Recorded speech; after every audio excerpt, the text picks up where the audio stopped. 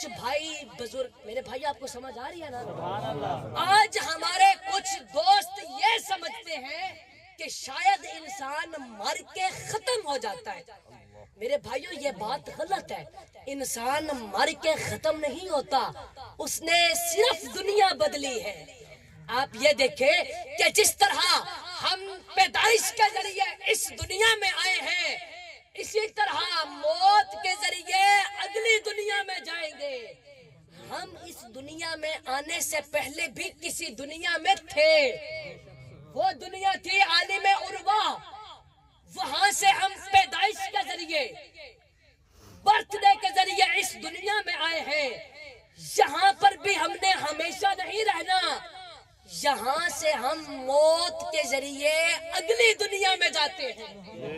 قبر کی زندگی، عالم برزخ میں برزخی کی زندگی، رہنا ہم نے وہاں بھی نہیں، وہاں سے پھر ہم نے عالم قیامت میں جانا ہے، اور وہ دنیا اتنی بڑی ہوگی کہ اس کا ایک دن 50,000 سال کے برابر کا ہوگا۔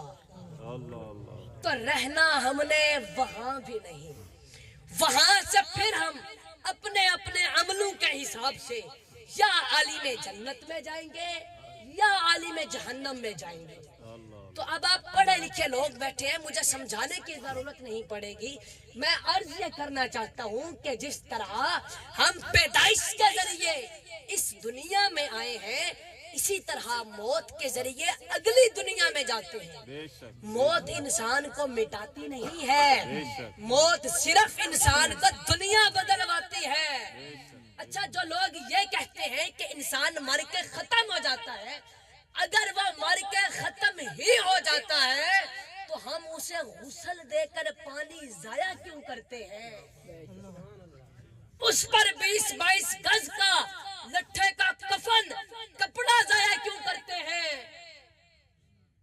میرے بھائی، میرے بزرگوں، ہم اس پر خوشبو لگا کر خوشبو ضائع کیوں کرتے ہیں؟ اگر وہ مر کے ختم ہی ہو گیا ہے تو ہم اس پر یہ کپڑا، پانی، خوشبو ضائع کیوں کرتے ہیں؟ پھر شریعت کا حکم ہے کہ میت کو ایسے اٹھا کر چلو کہ اسے جھٹکے نہ لگے، اسے جھٹکا نہ لگے۔